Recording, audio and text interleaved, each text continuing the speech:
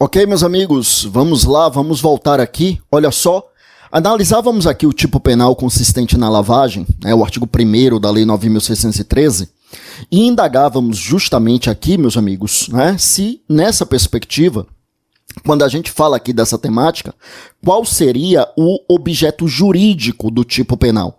Objeto jurídico, lembre comigo, que é exatamente o bem jurídico que se pretende tutelar. Quando a gente fala em objeto jurídico, nós estamos falando exatamente do bem jurídico que se pretende tutelar. E aí, a nossa indagação é exatamente essa, quer dizer, qual é o bem jurídico aqui a ser tutelado? Qual é, eu repito, o bem jurídico aqui a ser tutelado, tá? Então, qual é o objeto jurídico aqui, ou seja, qual é o bem jurídico a ser tutelado? Como eu disse, eu já havia antecipado, existe uma controvérsia em relação a isso, e são 3 correntes de pensamento. Bom, a primeira corrente de pensamento é aquela que já está ultrapassada. As outras 2 a gente vai ver, elas disputam uma certa primazia. A primeira corrente de pensamento, ela está ultrapassada. A primeira corrente de pensamento nos dizia que o bem jurídico do crime de lavagem é o mesmo bem jurídico da infração penal antecedente. Eu repito, primeira corrente de pensamento, primeira corrente doutrinária, que, eu repito, já está ultrapassada, nos dizia que o bem jurídico da lavagem é o mesmo bem jurídico da infração penal antecedente. É o mesmo bem jurídico da infração penal antecedente. Então, por exemplo, tráfico de drogas. Vamos imaginar, na primeira geração da lei de lavagens, a infração penal antecedente era exclusivamente o tráfico. Então, tráfico de drogas. Tráfico de drogas, vejam só, qual é o bem jurídico ali tutelado, no tráfico de drogas, ou seja, qual é o bem jurídico que o traficante viola, qual é o bem jurídico que o tipo penal tutela e, portanto, o crime viola? É a saúde pública. Então, quando a infração antecedente era a saúde pública, então qual é o bem jurídico da lavagem? Saúde pública. Só que aí, como a nossa lei já começou na segunda geração, então a gente tinha um rol taxativo de crimes antecedentes. Entre os crimes antecedentes, a gente tinha ali, por exemplo, crimes contra a administração pública. Tá, e nesse caso, em que a infração penal antecedente era crime contra a administração pública, e aí, qual era o bem jurídico da lavagem? Era o bem jurídico, administração pública.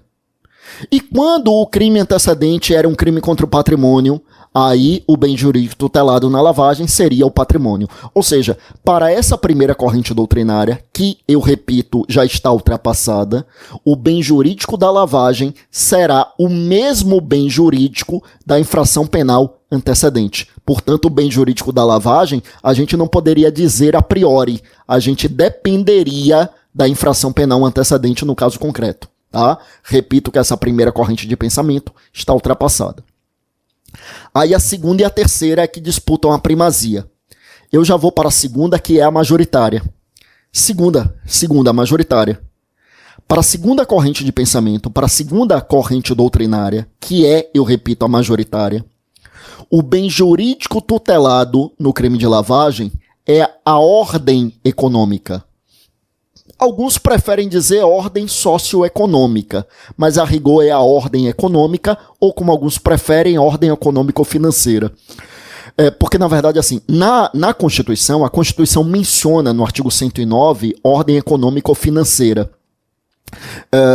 Mas a nossa lei, ela fala de ordem econômica. A gente tem a Lei 8.137, trata de crime contra a ordem econômica, enfim, a lei trata não só de crime contra a ordem econômica, também trata de crime contra a ordem tributária e crime contra relações de consumo, mas, entre outras coisas, trata de crimes contra a ordem econômica. Então, assim, para o entendimento majoritário, que é esse segundo, bem jurídico tutelado é a ordem econômica, só que alguns chamam de ordem socioeconômica e outros chamam de ordem econômico-financeira, a maioria vai chamar de ordem econômica mesmo, mas as 3 expressões vão designar a mesma ideia. Então, na lavagem, a gente tem um crime contra a ordem econômica, esse é um entendimento majoritário. E veja que eu mencionei que, a depender de qual bem jurídico que você entenda, você vai ter um ou outro sujeito passivo direto. porque sujeito passivo direto é o titular do bem jurídico, tá? Meus amigos, se você entende que o bem jurídico é a ordem econômica, então o sujeito passivo direto é a coletividade. Porque ordem econômica não é um bem jurídico titularizado pelo Estado. Né? O Estado até pode intervir nos limites da Constituição, né, com seu papel ali de fomento e às vezes de intervenção mesmo, às vezes explorando a atividade econômica de forma excepcional, nos casos previstos na Constituição, mas não é o Estado não é o titular do bem jurídico, a ordem econômica, né? Não é do Estado. Então a ordem econômica é da coletividade. Então, para o entendimento majoritário que diz que a lavagem é um crime contra a ordem econômica, nós teremos então, meus amigos, que o sujeito passivo direto é a coletividade. E se o sujeito passivo direto é a coletividade, então na lei de lavagem nós temos um dos exemplos daquilo que a gente chama de crime vago. Vago. V-A-G-O, vago. Crime vago é um crime que tem como vítima a coletividade. Crime vago é um crime que tem como sujeito passivo direto a coletividade. Então, se você entende que a lavagem é um crime contra a ordem econômica, como a maioria entende, então o sujeito passivo é a coletividade, tá? E, portanto, é um crime vago. E qual é a terceira corrente de pensamento? Eu já mencionei que a primeira, que já está ultrapassada, diz que o bem jurídico da lavagem é o mesmo bem jurídico da infração antecedente. Segunda corrente de pensamento, que é a majoritária, diz que o bem jurídico da lavagem é a ordem econômica, ou socioeconômica, ou econômico-financeira, como alguns preferem. E a terceira corrente de pensamento, que não está ultrapassada como a primeira, mas não é a majoritária, né? Ela fica digladiando ali com a segunda e a terceira ficam ali disputando a primazia. A terceira corrente de pensamento nos diz, meus amigos, que o crime de lavagem de capitais é um crime contra a administração da justiça. É um crime contra a administração da justiça. Assim como os crimes de favorecimento pessoal e favorecimento real, que também pressupõem uma infração antecedente, a lavagem seria um crime contra a administração da justiça. Meus amigos, cuidado, se você adotar essa terceira corrente de pensamento e entender que a lavagem é um crime contra a administração da justiça, aí o sujeito passivo direto passa a ser o Estado. Aí, eu repito, o sujeito passivo direto passa a ser o Estado, tá? Então, muito importante chamarmos a atenção para isso, porque aí o titular do bem jurídico e administração da justiça realmente é o Estado, tá? Bom, é isso. Volte comigo aqui para a tela. Tá, e qual seria, então, o objeto material do crime de lavagem?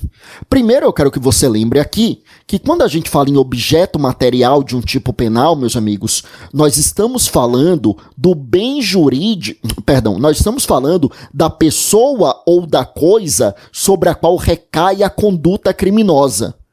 Nós estamos falando, quando eu falo em objeto material, eu repito, quando eu falo em objeto material, eu estou falando da pessoa ou da coisa sobre a qual recai a conduta criminosa. E aí, para a gente saber qual é o objeto material, olha como é fácil. A gente vai no tipo penal, a gente vê qual é a conduta, e a gente se pergunta sobre o que recai a conduta. Então, assim, como é que a gente identifica a conduta? Ora, a gente identifica a conduta pelo verbo, né? Então, aqui a gente tem o verbo ocultar e aqui a gente tem o verbo dissimular. Então, ocultar ou dissimular são as condutas. E aí é ocultar ou dissimular, aí vem a natureza, a origem, a localização, disposição, movimentação ou propriedade de bens, direitos ou valores provenientes direto ou indiretamente de infração penal. Então veja, qual é a conduta? Ocultar ou dissimular. E quem oculta ou dissimula o quê? Oculta ou dissimula os bens, direitos ou valores para tentar esconder, meus amigos, para tentar escamotear a sua natureza, a sua origem, sua localização, disposição, movimentação ou propriedade, tá? Então aí, meus amigos, nós temos uma hipótese realmente de lavagem de dinheiro. Então, qual é o objeto material? Objeto material são os bens, direitos ou valores que são provenientes, direto ou indiretamente, de infração penal. Esse é que é o objeto material do crime de lavagem, tá? E aí lembre comigo que aqui a gente já consegue identificar também, veja só, o núcleo do tipo. O núcleo do tipo é o verbo, e aqui a gente tem mais de um verbo. Nós temos o verbo ocultar e o verbo dissimular. Então, no ocultar, como o próprio nome indica, eu realmente escondo, eu estou realmente escamoteando, eu realmente proíbo o acesso, eu realmente não mostro. E no dissimular, não é que eu vou esconder. No dissimular, eu vou fazer ali uma simulação, ou seja, eu vou fazer com que ele aparente ser outra coisa. Então, por exemplo, é aquela hipótese em que o criminoso compra... ele não tem como justificar o seu patrimônio. E aí, para não chamar atenção, ele compra objetos de luxo em nome de outras pessoas. Então, tem um carro de luxo que está no nome de um laranja, mas quem usa é ele. Né? Isso é lavagem? Isso é lavagem. Por que isso é lavagem? Porque ele está dissimulando a origem e a propriedade dos valores. Assim, só para deixar claro, meus amigos, olha só, não é lavagem gastar o dinheiro do crime. Né? Isso é exaurimento. Gastar o dinheiro do crime é exaurimento. Então o criminoso pegou e comprou o carro ali no nome dele, o dinheiro do crime, isso é exaurimento. Ninguém vai imaginar que o sujeito vai cometer o crime com repercussão patrimonial para não usar o dinheiro. Ele vai querer usar o dinheiro. Isso é exaurimento. Agora, se ele dissimula a propriedade daquele bem, aí já é lavagem.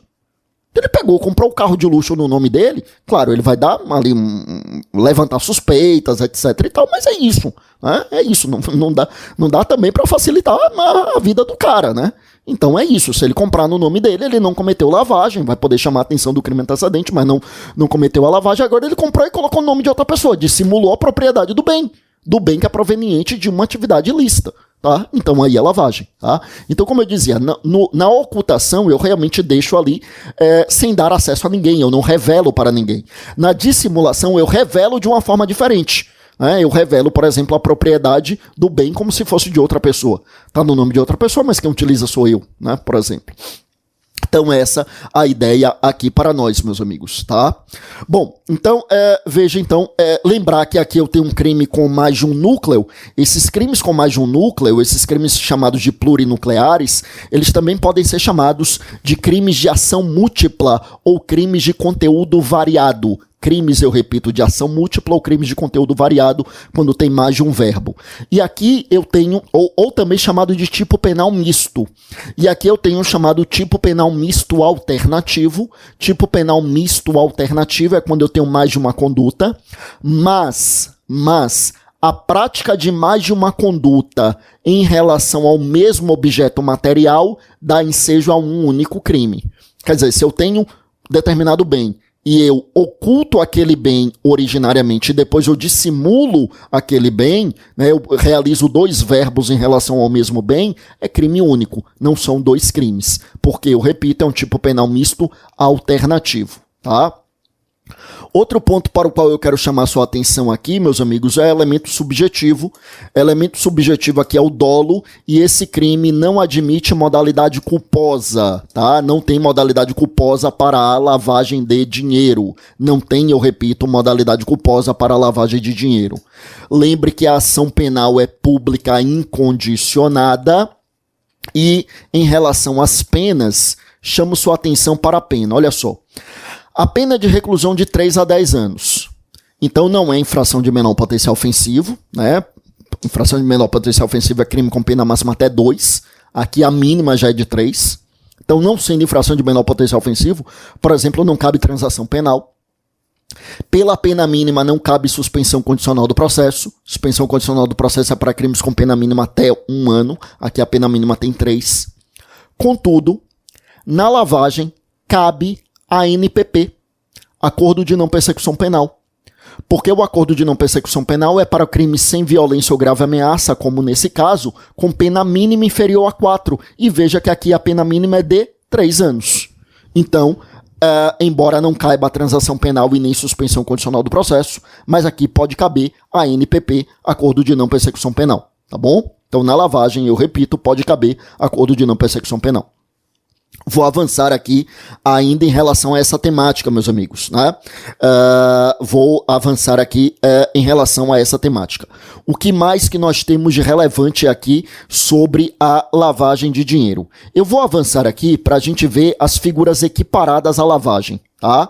Então veja comigo aqui, o parágrafo 1º diz assim: incorre na mesma pena quem? Olha só, quando a gente encontra tipos penais com essa expressão, incorre na mesma pena quem, nós estamos identificando ali o que a gente chama de crime ou figura típica equiparada. Então, esse artigo 1º, parágrafo 1º, é a chamada figura equiparada, são as figuras equiparadas ao crime de lavagem. Tecnicamente não é lavagem propriamente dito, mas sim figura equiparada à lavagem. Mas na prática dá no mesmo. Nas mesmas penas incorre quem, é como se for a lavagem propriamente dito, tá? Veja só, o que é que a gente tem? O que é que a gente tem aqui? Então, incorre na mesma pena quem, para ocultar ou dissimular a utilização de bens, direitos ou valores provenientes de infração penal, 2 pontos. Os converte em ativos lícitos.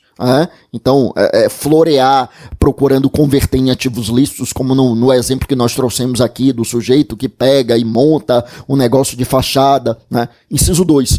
Os adquire, recebe, troca, negocia, dá ou recebe em garantia, guarda, tem em depósito, movimenta ou transfere. Lembrando que aqui a gente tem, meus amigos, um elemento subjetivo específico, tá? Elemento subjetivo específico é uma especial finalidade no agir. E aqui eu tenho uma especial finalidade no agir de ocultar ou dissimular a utilização do bem, direito ou valor, tá? No inciso de número 3, aquele que importa ou exporta bens com valores não correspondentes aos verdadeiros, tá? Então, se houver essa finalidade descrita no parágrafo 1º, então a gente terá aqui também conduta equiparada ao crime de lavagem, tá? Bom, que mais que a gente tem aqui de relevante para trazer? Vou avançar ainda mais um pouco, tá? Olha comigo aí na próxima tela. Parágrafo 2º diz assim: incorre ainda na mesma pena quem, ou seja, ainda o parágrafo 2º traz as figuras equiparadas à lavagem. Aí ele diz assim, inciso de número 1. Utiliza na atividade econômica ou financeira bens, direitos ou valores provenientes de infração penal. Inciso de número 2, participa de grupos, associações de escritórios, tendo conhecimento de que sua atividade principal ou secundária é dirigida à prática de crimes previstos nessa lei. Esse inciso de número 2, meus amigos, ele é bem característico da ideia de teoria das instruções do avestruz ou teoria da cegueira deliberada, tá? Então, assim, ele sabe que acontecem crimes previstos ali naquela lei, mas ele não quer participar diretamente e veja, então, assim, ele tem uma desconfiança, ele não sabe exatamente como é que funciona, mas ele tem uma desconfiança, ele sabe em alguma medida, cairia aqui na ideia de instruções do avestruz ou teoria da cegueira deliberada. Vou avançar aqui mais um pouco. Parágrafo 3º. Olha só, parágrafo 3º. A tentativa é punida nos termos do parágrafo único do artigo 14 do Código Penal. A tentativa é punida nos termos do parágrafo único do artigo 14 do Código Penal. O que é que acontece, meus amigos? O artigo 14 do Código Penal é aquele que traz o instituto da tentativa. E aí, né, o artigo 14, inciso 2, ele tem até uma fórmula que é bastante lembrada, bastante conhecida, né? Diz-se o crime tentado quando iniciados os atos de execução não se consuma por circunstâncias alheias à vontade do agente. Aí o parágrafo único, ele traz a pena. Ele diz então que para o crime tentado, aplica-se a pena do crime consumado, diminuindo-se de 1 a 2 terços. Tá? Diminuindo-se de 1 a 2 terços. Salvo disposição legal em contrário. E a lei, originariamente, ela tinha uma disposição legal em contrário. Porque ela não falava em diminuir a pena de 1 a 2 terços, ela falava em diminuir a pena em 1 terço. Não tinha margem de 1 a 2, ela falava em 1 terço. Aí com a alteração legislativa, aí veja só, aí ficou assim. A tentativa é punida nos termos do parágrafo único do artigo 14. Quer dizer, passou a aplicar a regra do Código Penal. Ou seja, a gente pode ter tentativa de lavagem e a pena será diminuída de 1 a 2 terços. Na verdade, assim, a lei nem precisava trazer esse parágrafo, né? Porque o que é que a gente tem? O artigo 12 do Código Penal, que trata de legislação especial, aí ele diz, aplicam-se as disposições desse código à legislação especial, salvo disposição em contrário. Quer dizer, se a lei especial, como a lei de lavagem, não dispuser em sentido contrário, a gente aplica as disposições do Código Penal. Então, se a lei não tivesse esse parágrafo falando especificamente de tentativa, então, em relação à tentativa, a gente aplicaria exatamente o Código Penal. Então, totalmente desnecessário, não precisava, mas também o fato de estar aí também não acarreta nenhum problema, tá? Parágrafo 4º diz assim: a pena será aumentada de 1 a 2 terços se os crimes definidos nessa lei foram cometidos de forma reiterada ou por intermédio de organização criminosa. Aqui a coisa fica interessante. Porque, veja, se forem cometidos de forma reiterada, veja que aqui não é necessariamente o crime continuado. O crime continuado, ele realmente pode aumentar a pena até 2 terços também. Né? Lá no crime continuado, que está no artigo 71 do Código Penal, a pena pode ser aumentada de 1/6 a 2 terços. Aqui a pena pode ser aumentada de 2 terços, então tá ali paralelo. Só que o crime continuado, ele exige mais requisitos. Porque o crime continuado eu tenho que ter crimes da mesma espécie, tudo bem, aqui teria, né, porque seria o mesmo crime de lavagem de forma reiterada, só que lá no crime continuado do artigo 71 do Código Penal, é necessário que sejam crimes, além de ser crime da mesma espécie, tem que ser praticado nas mesmas circunstâncias de tempo, de lugar, de modo de execução e outras semelhanças. Então, cuidado, porque aqui não se exige isso. Basta que a gente tenha a lavagem praticada de forma reiterada para que a pena seja aumentada em até 2 terços. Bom, ou por intermédio de organização criminosa.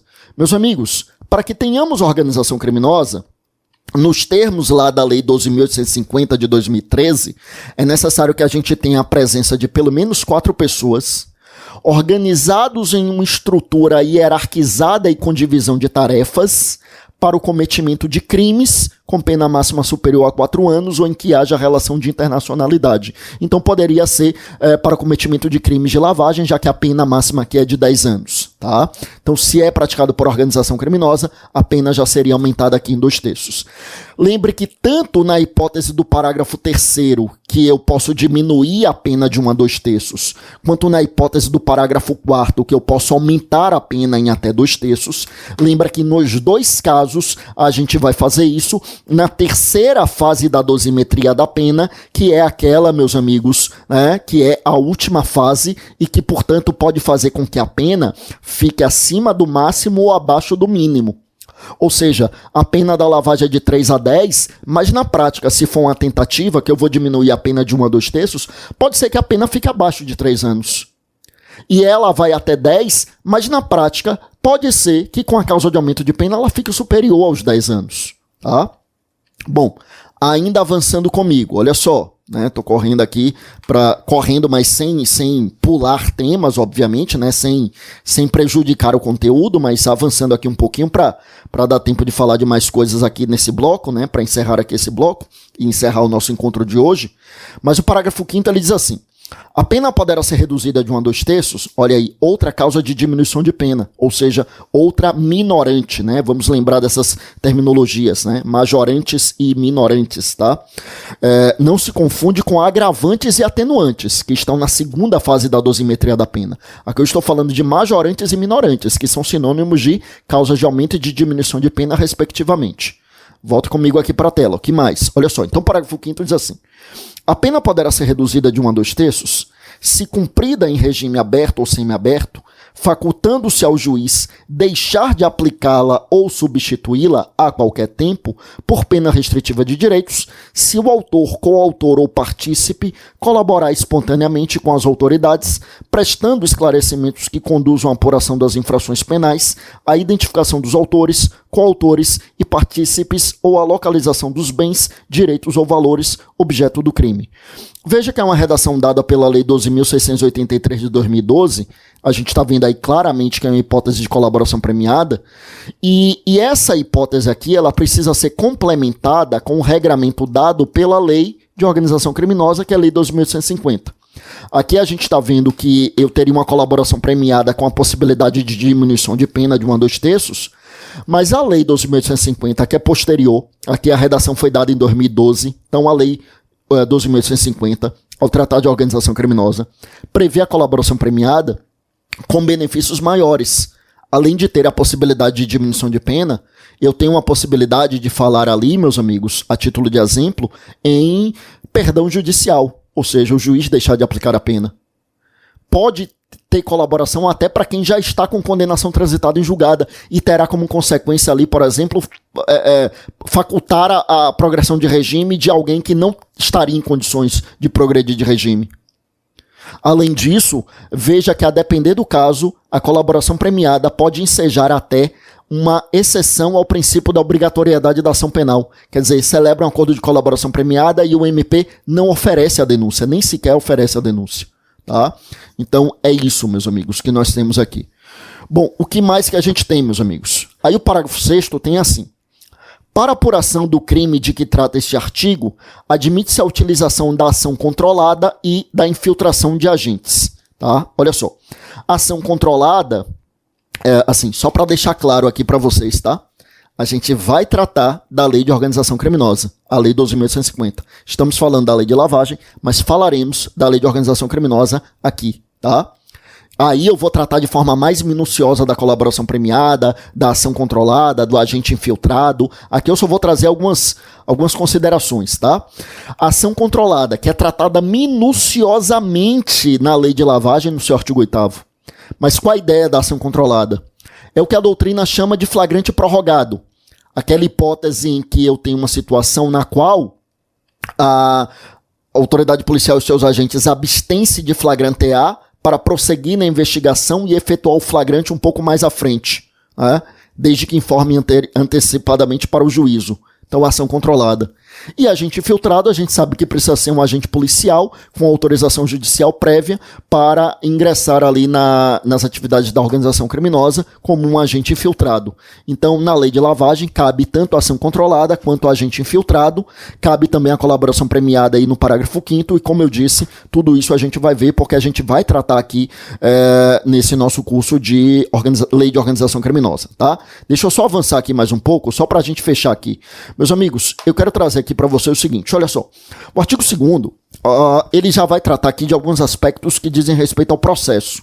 O artigo 2º ele diz assim: o processo e o julgamento dos crimes previstos nessa lei, inciso 1, obedecerá às disposições relativas ao procedimento comum dos crimes punidos com reclusão da competência do juiz singular, ou seja, o que é que ele está dizendo? Que aplica-se o procedimento comum ordinário. É outra coisa que não precisaria ser dito, porque se a lei não estabelece um procedimento diferente, a gente cai na regra, e a regra é procedimento comum ordinário. Procedimento comum ordinário previsto lá no CPP a partir do artigo 394 é para crimes com pena máxima igual ou superior a 4 anos. Aqui a pena máxima é de 10, então se aqui a lei não dissesse nada, a gente cairia lá no procedimento comum ordinário, tá? Inciso de número 2, ele diz assim: independem do processo e julgamento das infrações penais antecedentes, ainda que praticados em outro país, cabendo ao juiz competente para os crimes previstos nessa lei a decisão sobre a unidade de processo e julgamento. Eu já tinha falado sobre isso, né? Eu até dei o exemplo do que acontece onde eu atuo, na segunda vara aqui na Bahia, na segunda vara da Justiça Federal aqui de Salvador, que eu disse que é especializada em lavagem de capitais, e somos nós, juízo da lavagem, que decidimos se vamos julgar ou não a infração penal antecedente. Quem decide é o juízo competente para julgar a lavagem. Ele que decide se vai julgar ou não a infração penal antecedente, tá? E a gente já tinha dito também que o começo do processo do crime de lavagem não depende da condenação, né, do encerramento pelo crime pela infração antecedente. O que eu preciso é da justa causa duplicada, como eu já mencionei, a justa causa para o crime de lavagem e a justa causa para a infração antecedente, tá? Bom, que mais aqui? Só para a gente fechar então por hoje, olha só, o inciso 3 diz assim: são da competência da Justiça Federal. Eu comecei falando isso e eu vou encerrar o nosso encontro falando isso, né? Eu comecei o nosso encontro no nosso primeiro bloco. Eu comecei o nosso encontro dizendo que o crime de lavagem ele é comum na Justiça Federal, embora ele não seja apenas federal. Muita gente se equivoca, inclusive, em relação a isso. Muita gente acredita que o crime de lavagem é um crime federal. Não. O crime de lavagem, assim como a maioria dos crimes, ele é, em regra, estadual e excepcionalmente federal. Mas é tão comum que tenha alguma hipótese de crime federal que ele aparece muito na Justiça Federal. Quando é que o crime será federal? Olha o que é que diz a lei. A lei diz assim, inciso de número 1. Quando praticado contra o sistema financeiro e a ordem econômico-financeira ou em detrimento de bens, serviços ou interesses da União ou de suas entidades autárquicas ou empresas públicas. Ora, em detrimento de bens, serviços ou interesses da União ou de suas entidades autárquicas ou empresas públicas, quanto a isso não há a menor dúvida, porque isso está na Constituição, no artigo 109, inciso 4. Aí, obviamente, o crime seria federal. Chama a atenção dizer aqui o crime contra o sistema financeiro e a ordem econômica ou financeira, porque isso está também na Constituição, só que no inciso 6, artigo 109, inciso 6. E é curioso, porque o artigo 109, inciso 6, ele diz que, nesses casos, né, é a lei que vai decidir se o crime será federal ou não. Então, crime contra o sistema financeiro e crime contra a ordem econômica ou financeira não é necessariamente federal pela Constituição. É a lei que vai definir se é federal ou não. E aí veio a lei de lavagem e diz, assim como a lei de crime contra o sistema financeiro diz que é crime federal, a lei de lavagem diz, se envolver sistema financeiro nacional, se envolver a ordem econômica e financeira, o crime é federal. Tá bom. A outra hipótese em que o crime é federal, olha só, a linha B, quando a infração penal antecedente for de competência da Justiça Federal. Então, se a infração antecedente é de competência da Justiça Federal, então o crime de lavagem também é federal. Então, a infração antecedente foi ali uma corrupção de um funcionário público federal. Aí ele praticou a lavagem, então a lavagem também será federal. Tá? Bom, meus amigos, né? Bom, então é essa hipótese aqui que a gente tem de competência de crime federal. Então, quando é que a lavagem é crime federal? Quando envolve sistema financeiro, ordem econômica financeira, crime praticado contra bens, serviços e interesses da União, suas entidades autárquicas ou empresas públicas, ou quando a infração penal for antecedente. Aí o crime será federal. Fora isso, a lavagem será crime estadual. Tá bom? Vou caminhar aqui para encerrar. Acredito que hoje nós conseguimos aí trazer muito tema de lavagem de capitais. Então, meus amigos, eu caminho aqui para encerrar o nosso encontro, mais uma vez me colocando inteiramente à disposição para o que eu puder ajudar. Pode entrar em contato comigo aí por intermédio das redes sociais. Estamos à disposição lá no Instagram como Professor Fábio Roque, lá no YouTube como Fábio Roque Araújo. No que puder ajudar, estou absolutamente à disposição. Fiquem com Deus, até o nosso próximo encontro e bons estudos.